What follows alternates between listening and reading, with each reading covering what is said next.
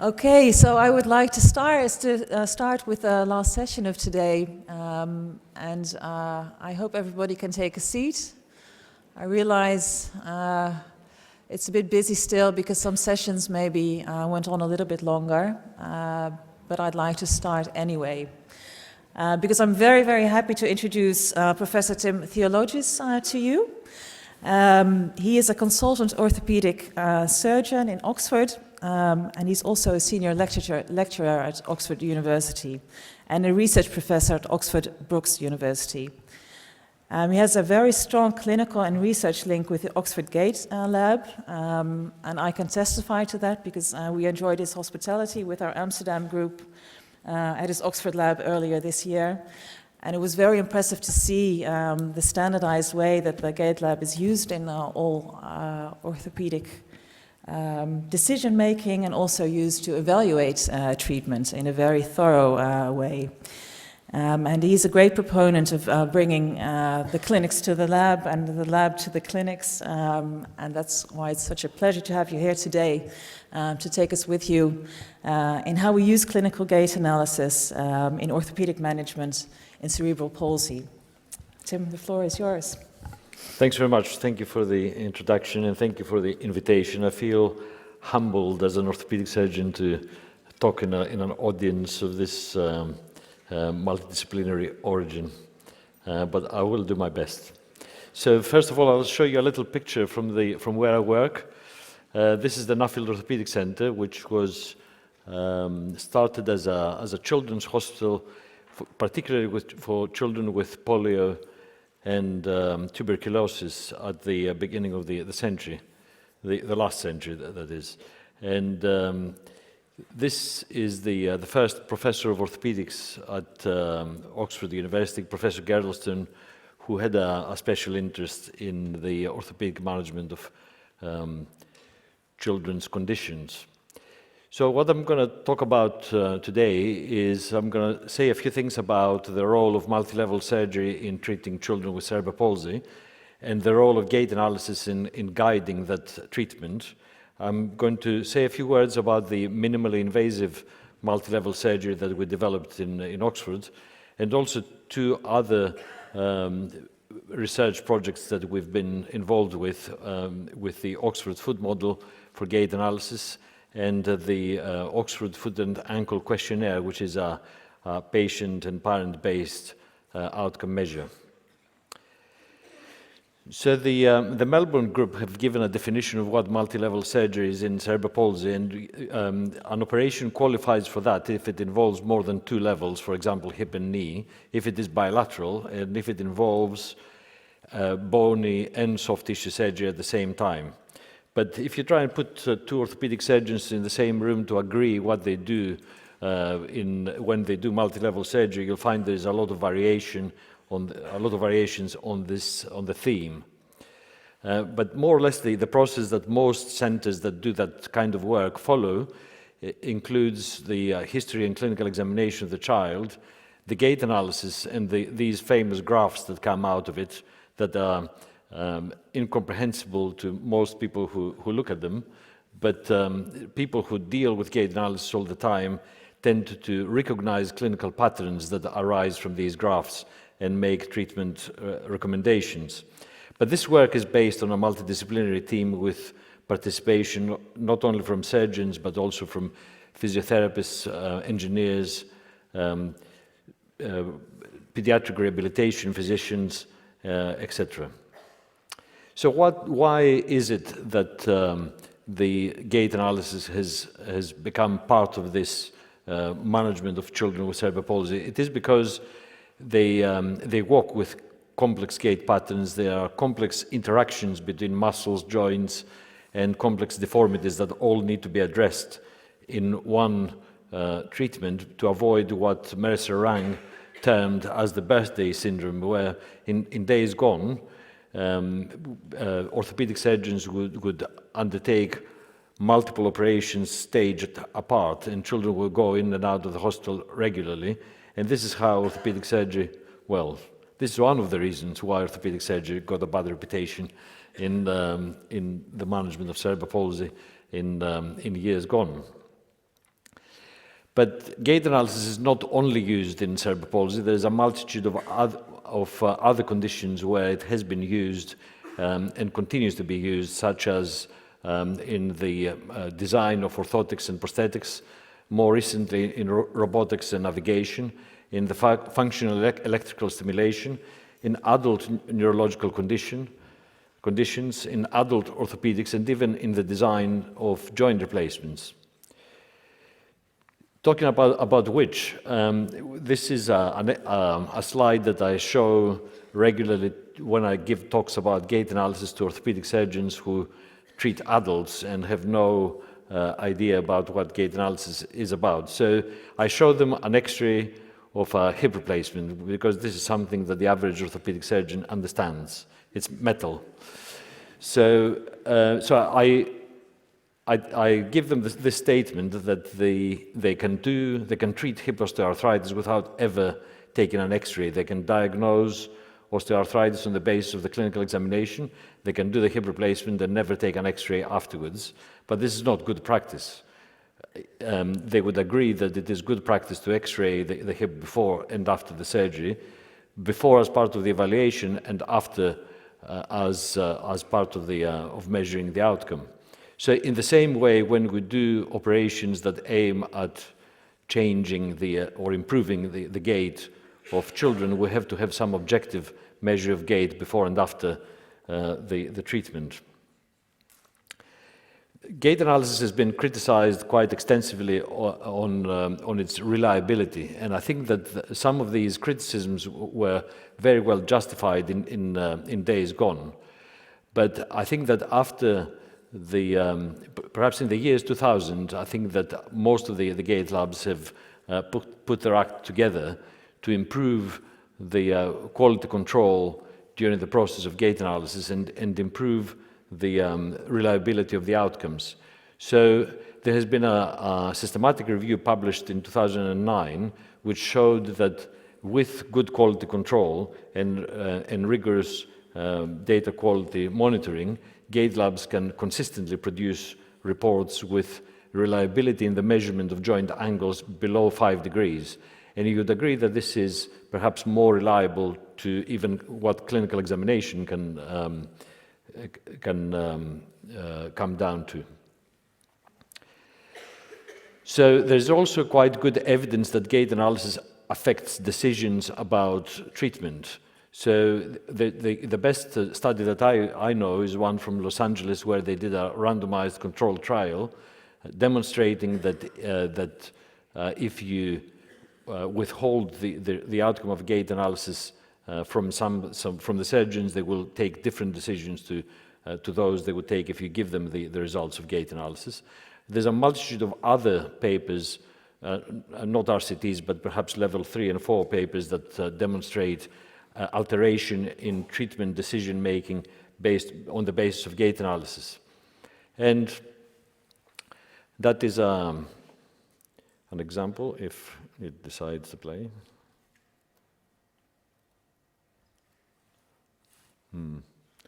Okay, good. So you would agree that this young man walks with scissoring at the hips, but the quantification of how much adduction and how much internal rotation there is at each hip is something that is very, very difficult to base on observation or clinical examination. Whilst the graphs clearly show that the right hip is primarily adducted, whilst the left hip is primarily internally rotated, and by how much. This is another example. It's difficult to describe on the basis of observation or examination what exactly is happening with this young man's pelvis and hips whilst he's walking. My residents would usually say that he's got a Trendelenburg gait, which he has not. He's got fixed pelvic obliquity with the right side up and windswept hip deformities, nicely demonstrated in the graphs.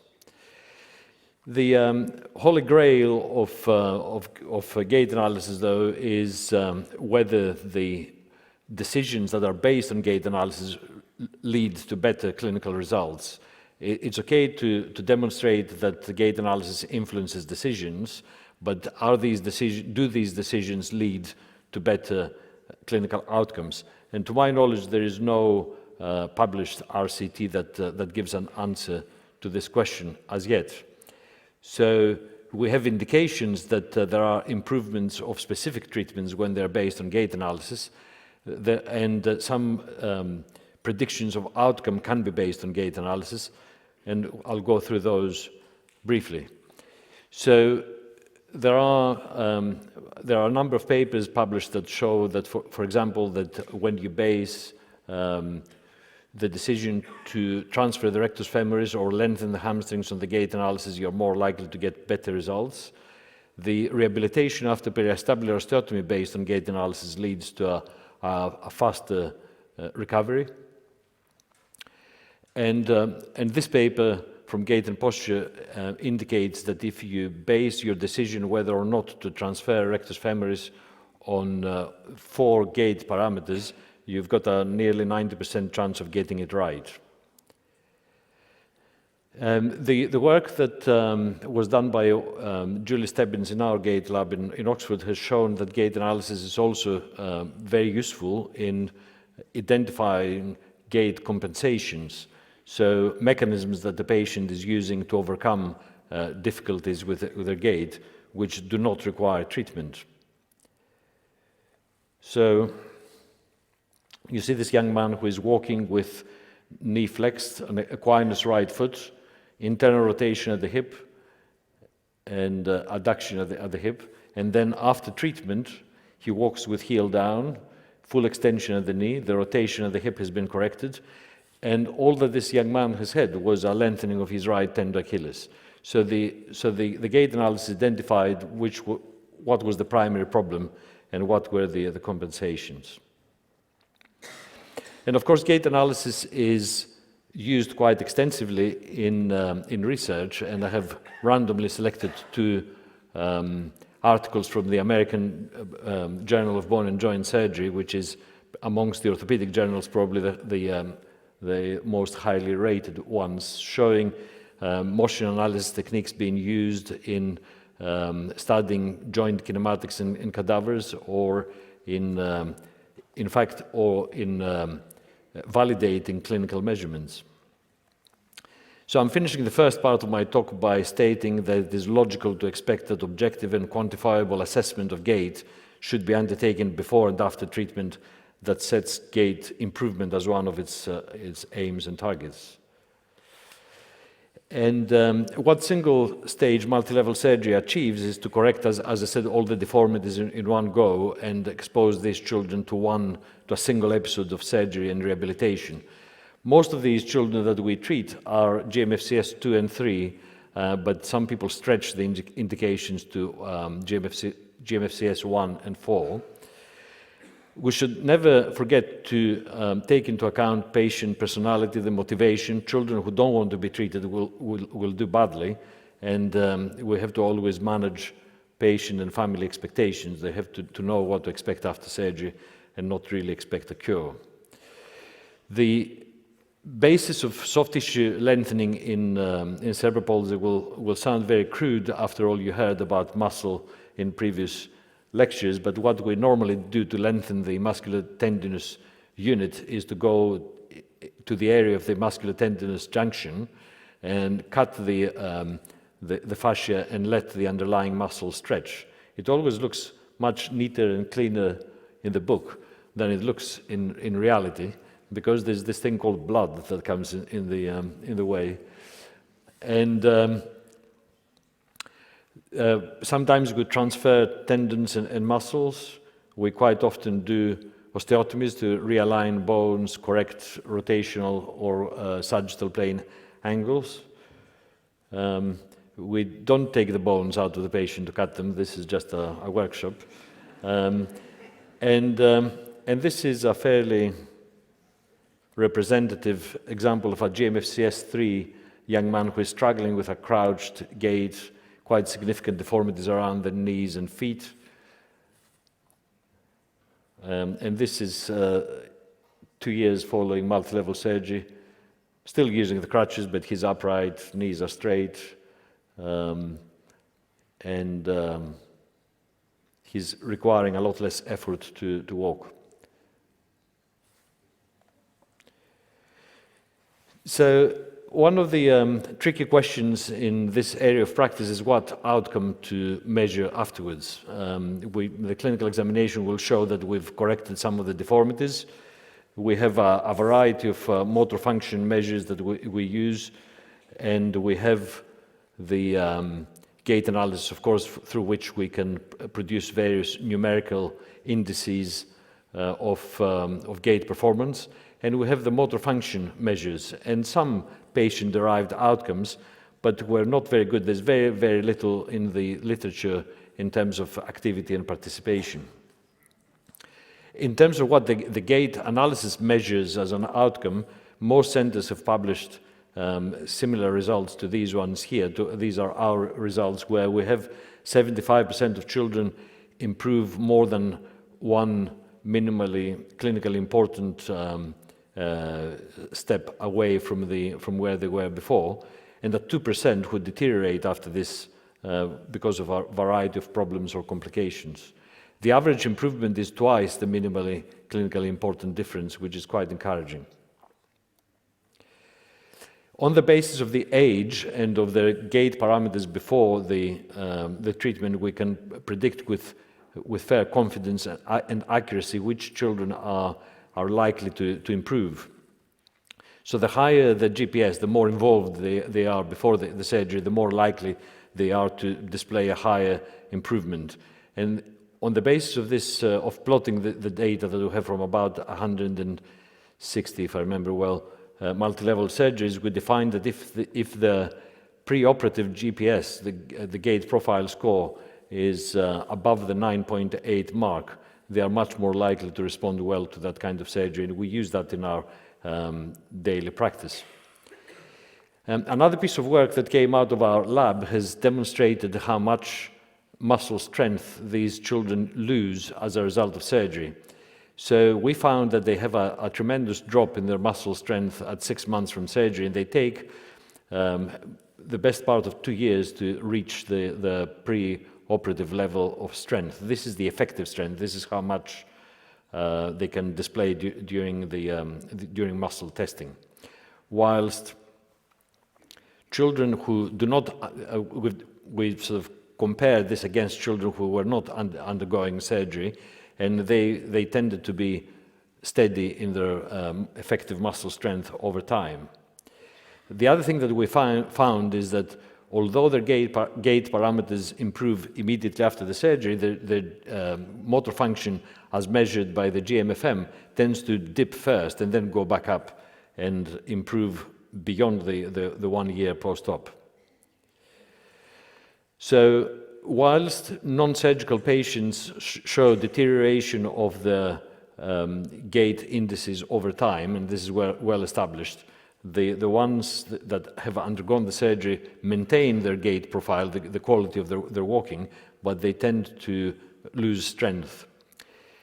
So generally speaking, particularly in the level 3 GMFCS patients, there is some evidence that the multi-level surgery produces better outcomes in the longer term compared to natural history, and that's an important thing to tell patients when consulting before the surgery. And some of them, if you manage to time the surgery along that curve in their development, you can perform the miracle of going GMFCS level up and getting them off the K-walker and walking independently.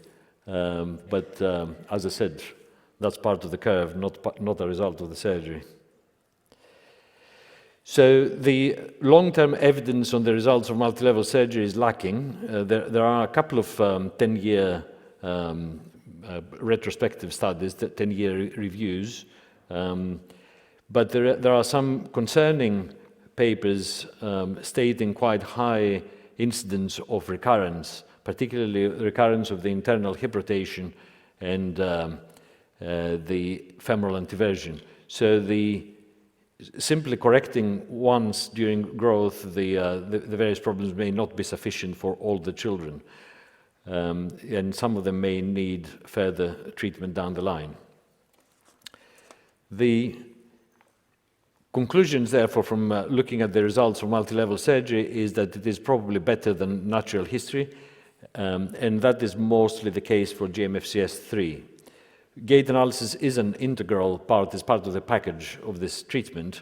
I don't know of any studies of multi-level surgery that has not been based on gait analysis.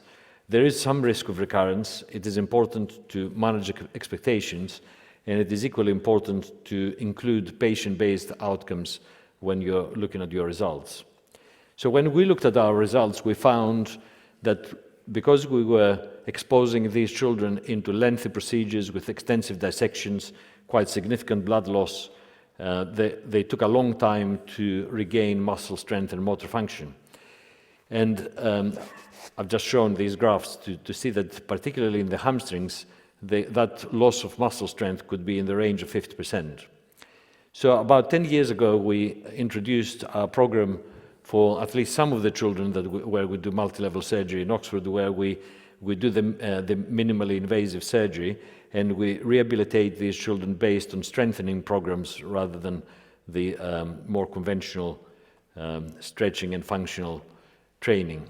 So we do the surgery early enough to gain adequate correction with minimally invasive soft tissue surgery with minimal scarring and less pain in the post-operative period.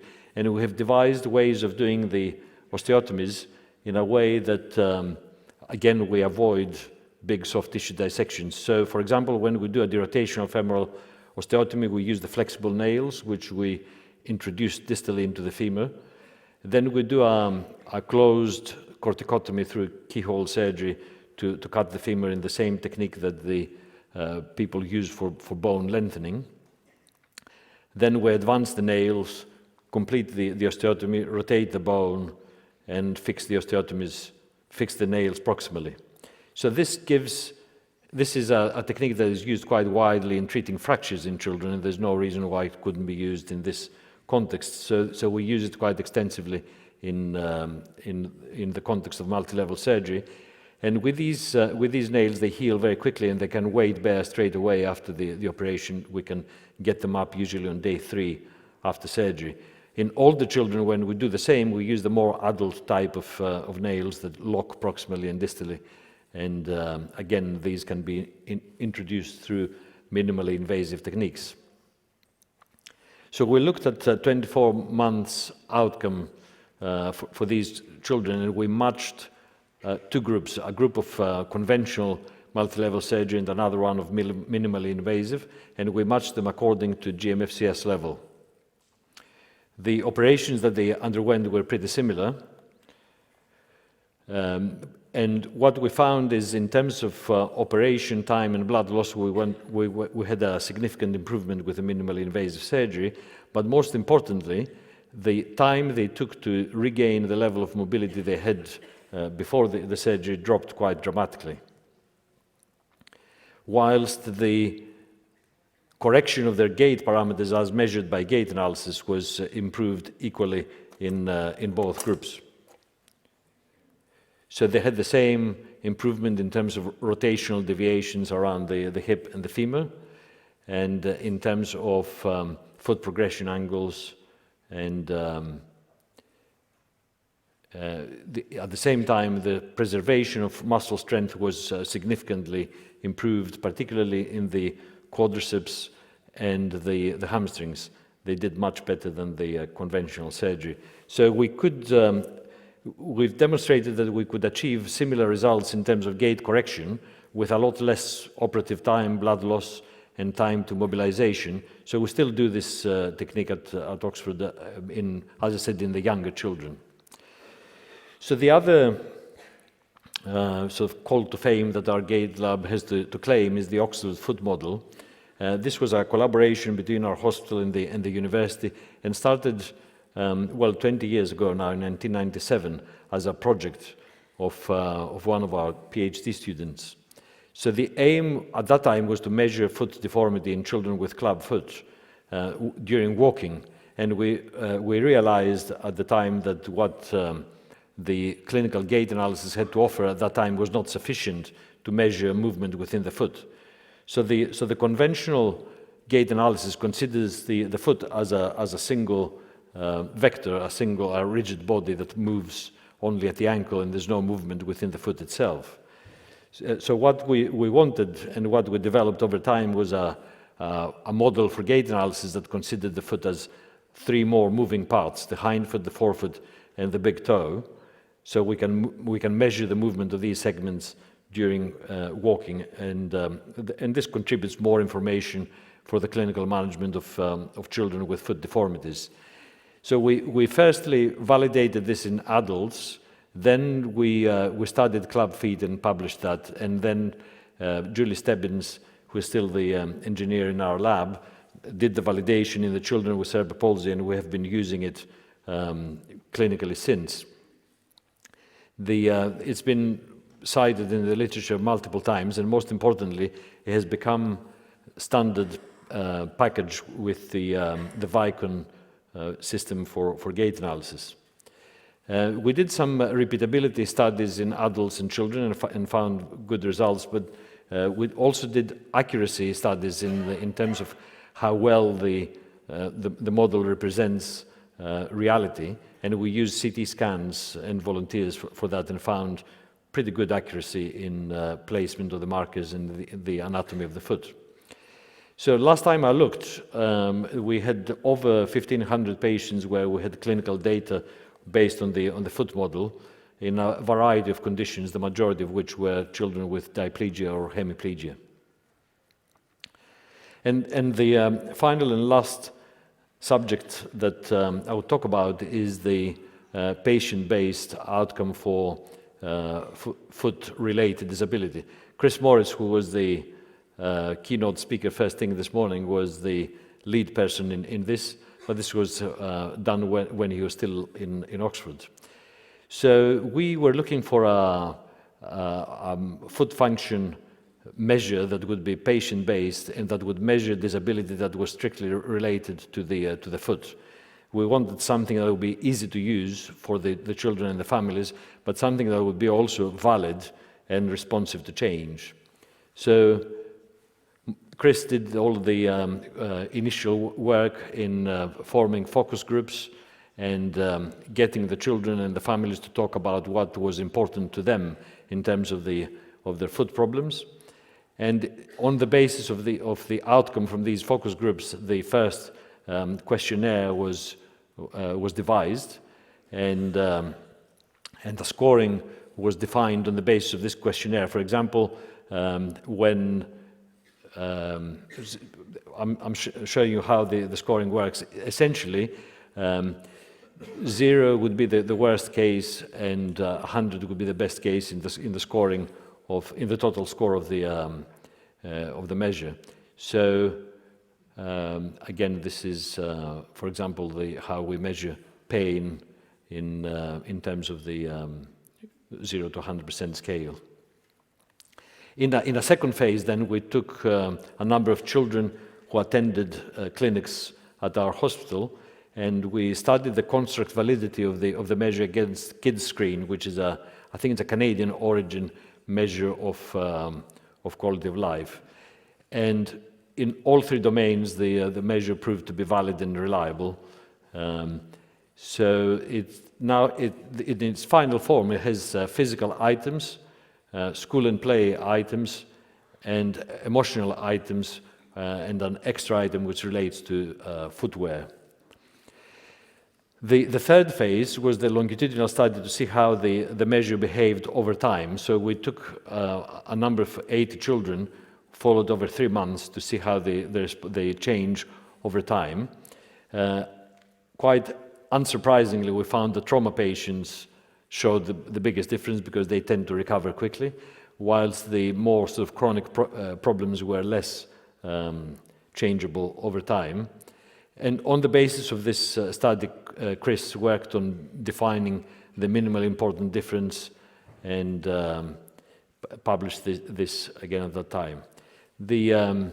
measure is available, and there are some studies that come up now and then who use it to validate, to measure disability related to foot deformity in children with a variety of conditions. And this brings me to the end of my talk. Thanks very much for your attention.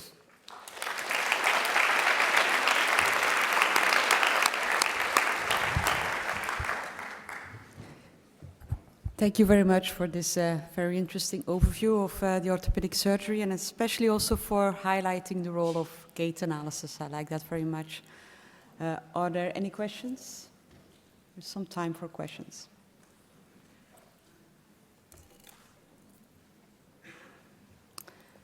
Maybe while people are still thinking about all the things you mentioned, I have actually a question. I don't know if you have the answer, but you mentioned how important it is to use, for example, gait analysis in the outcome measures, but you also mentioned the evaluation of gross motor function, like by means of the GMFM. And in your abstract, you also referred to participation, and you mentioned the minimal clinical difference and so on.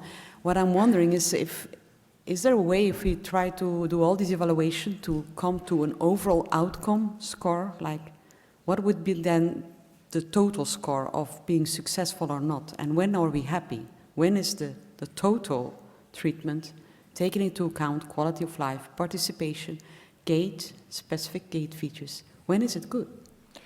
So, well, I think that's a very interesting question, and I wish I had the answer, but I don't. So, there is a technique in developing outcomes which is based on what is called core outcomes. So you get you go through a qualitative process through which you get all of the stakeholders, and they contribute what they think is important to measure after an intervention in a specific condition. And through this process, you develop an all-inclusive menu, if you like, of core outcomes. It doesn't have to be a single outcome, but it may be, in the case of the multi-level surgery that we've been discussing, it may be that the core outcome should include a patient-based evaluation, a functional measure, an objectively measured functional measure, and gait analysis. So, for example, so that may be the way forward, because I think that none of the outcome measures that we use captures the whole picture. And I think that everybody who is involved in this line of work knows very well that there are children where we measure very good results on the gait analysis, and the child or the family are not 100% happy because they were perhaps expecting something different, or because they gained something and they lost something else. And there are other children or families where the gait analysis doesn't show a huge difference or a huge improvement, and they are delighted with the result, and you wonder why. So there are definitely things that gait analysis does not capture in the management of children, nor the GMFM. And I think that these are patient-related parameters that we need to somehow find ways of understanding and capturing. Yes, and then probably also, as you mentioned, taking to the baseline into account, because if you're in a very severe condition, you can gain a lot, but if you're good, you also want to gain, I think, yeah. Are there any other questions by the meanwhile? Yes. Does the risk of recurrence, does it depend on the age at which you do the first operation? You mentioned long-term recurrence risk. Is it based on the age at which the initial operation is done, or is it... It doesn't matter. Is it based on, sorry? On the age, the initial age. I see, yes. So, yes, so the age is one of the parameters that affects that for sure. So, and it is sometimes difficult to define what is the best age to do that kind of surgery. So, obviously, the longer you leave it, the closer you are to skeletal maturity, the less the risk of recurrence. But on the other hand, if a child is failing to progress in their motor development, or are regressing, they're losing ground in their motor development because of some deformities that are treatable, then one has to accept the risk of recurrence and go earlier. Okay, Jules. Yeah, thank you for your nice talk. Well, sometimes you get, especially young adults, with the question for orthopedic surgery for cosmetic reasons and not for functional reasons. How is your experience with that? Yes, I've had a few of those. And so I try to warn them that if they are maintaining a good function, I try to warn them that they have more to lose than they have to gain. So if something goes wrong with the surgery and they get an infection or non-union, something that delays the recovery, they are at significant risk of losing function permanently. So I try to scare them away as much as I can, but some of them are, they are quite insistent on wanting something done. So I am guilty of having done operations on young adults with, gait problems that are primarily a matter of appearance rather than a functional issue.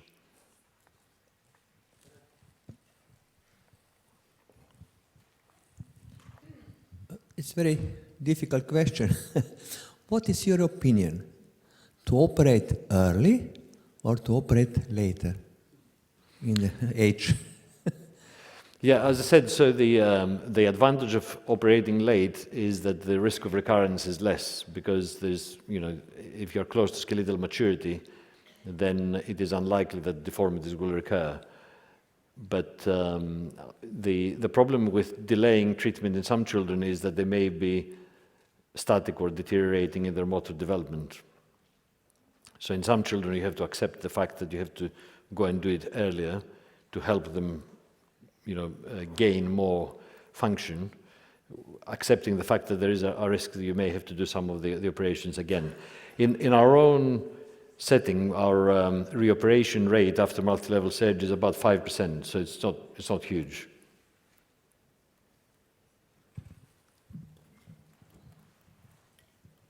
Okay. Thank you very much. I think there are no other questions, so we will close the session. Thank you.